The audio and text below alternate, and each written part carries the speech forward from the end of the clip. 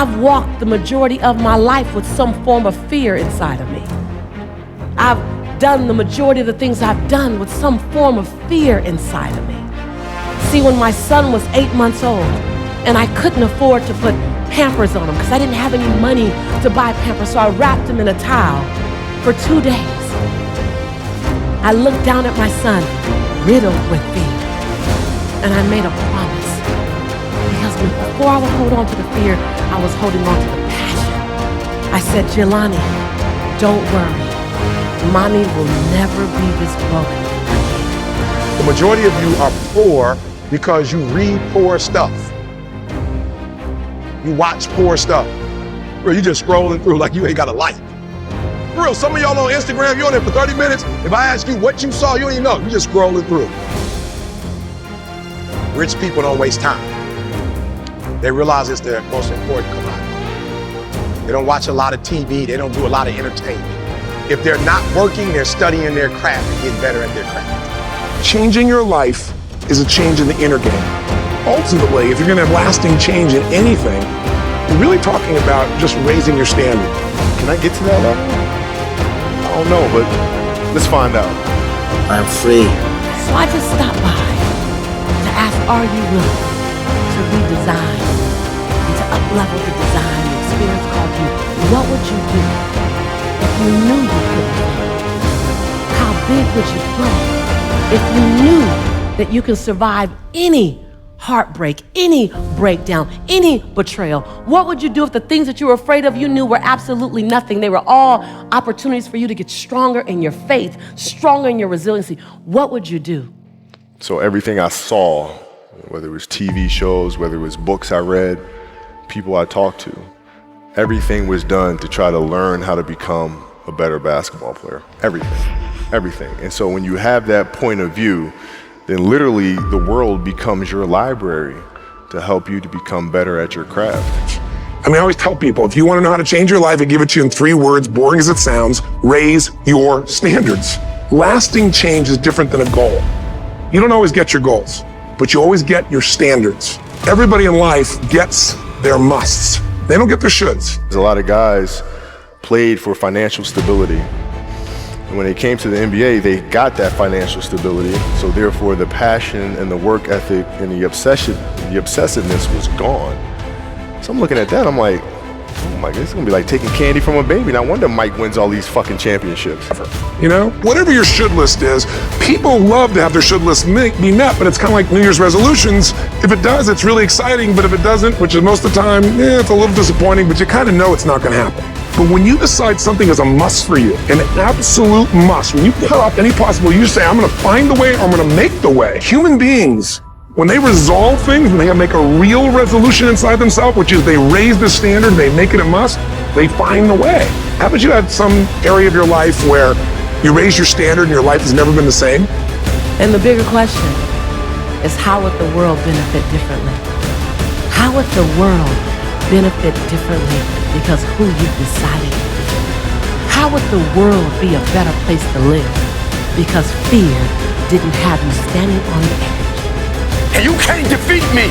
Now, which one are you? You don't have to tell the world. Your work ethic and your grind will do all the talking for you. Success starts in your stomach. I got a question for you. What do you want? And where did inspiration come from? The love of the game. The love of the game, the challenge. Like, what would you do? How would life be different? How would the world be a better place to live? Oh, I didn't come to keep you comfortable. I came for your breakthrough. And then you had the players that had that passion, but weren't willing to commit their entire lives to doing that, right? It's a choice, right? You have other things, you have family, you have all these other things that you have to do. The game can't really be your #1 priority. And let me tell you something. What would you do if you were told that you get to do it afraid? That you don't have to wait for the fear to leave? That when you get an action, the fear has to dissipate into the nothingness that it always was? So to be successful, You must master the art of blindness. What I mean by that is you have to learn how to keep going, keep pushing, keep grinding, even when you don't see any results. And inside yourself, you said, no more. It was a very, very different experience, wasn't it? Something inside of you shifted, and what was a should became a must, and you've never gone back. Because somewhere when we make this click, when we make something a must, we attach ourselves to it. It becomes part of our identity. I came to challenge you to play in the biggest field you've ever played.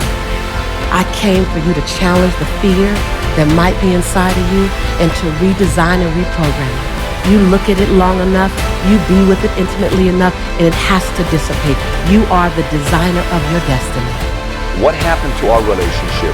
How did that gravitate when you went into the league and you're determined to become the greatest, or you're determined to become one of the greatest? What happens to our relationship? Oh, it suffers. It does suffer. Oh, yeah. Okay. Yeah. And you understood that. You were okay with that. Well, yeah. And the people that love you, like friends and family, like they know that about you. Got it. So they let you be you. And when you reconvene, you know, you pick back up where you left off. But make no mistake about it, everything in between is lost. You are the author of your autobiography. You write the story of your life. No one can write your financial story. No one can write your spiritual story. No one can write your emotional story but you. Most people, if they really look at how they're living their life today, it's based on a set of standards, a set of beliefs that they made choices about 10, 20, 30 or more years ago. Well, because when I retire, I didn't want to have to say, I wish I would have done more. I don't want that. Take a look at any place you've got a limitation and ask yourself, when did I decide to accept that limitation? And you may not even see it as a limitation. You might see it as just, that's who I am. But so often in our lives, we've adapted to be a certain way so that we don't fail or so that people will like us or respect us, but it's not necessarily who we are. But what keeps that competitive edge, what keeps you on top, is the ability to think and prepare mentally over and over and over again. The body has limitations, the mind does not. We focus so much on what goes on from the neck down that we forget it all starts from here. Everything starts from there. If you're not mentally ready, you're never really physically prepared. And that's where the preparation starts. So the level of fear that he inspired in others was insane. And I would tell him, I said, when I face him, we're gonna go at it. He says, oh, you don't wanna do that. I'm like, what? Man, you don't know me, man. Joy comes when you're spontaneous. It's really hard to be truly happy when you're not being yourself. And most of us have no clue who we are. And so a big part of my work, if you've ever been to an event, you know, is to get people to do things spontaneously without thinking, because that's when the real you shows up. That's when the energy comes alive. I was right there the next play. You're not intimidating me, I'm not going anywhere. And when you do that, when you start to connect to your true nature, suddenly there's energy available for you to set a higher standard for what you want in your life. How did you get mentally and emotionally so strong where it doesn't bother you? Well, you know, you got to look at the reality of the situation. You know, like for me, it's not, you know, you kind of got to get over yourself. It's not about you, man. Like, oh, okay, you feel embarrassed. You're not that important. Like, get over yourself. That's where you go. Get over yourself. I had a kill list. So the secret to real happiness is progress. You will have to become someone you've never been before. You want to go somewhere you've never gone? You got to do something you've never done. You got to say something you've never said. You got to go to a place in you that you've never even been. You get to redesign. You are your Michelangelo. You are your greatest sculpture. And you get to recarve and you get to up-level as much as you need. You're not sentenced to this life this way. You chose it. Newsflash.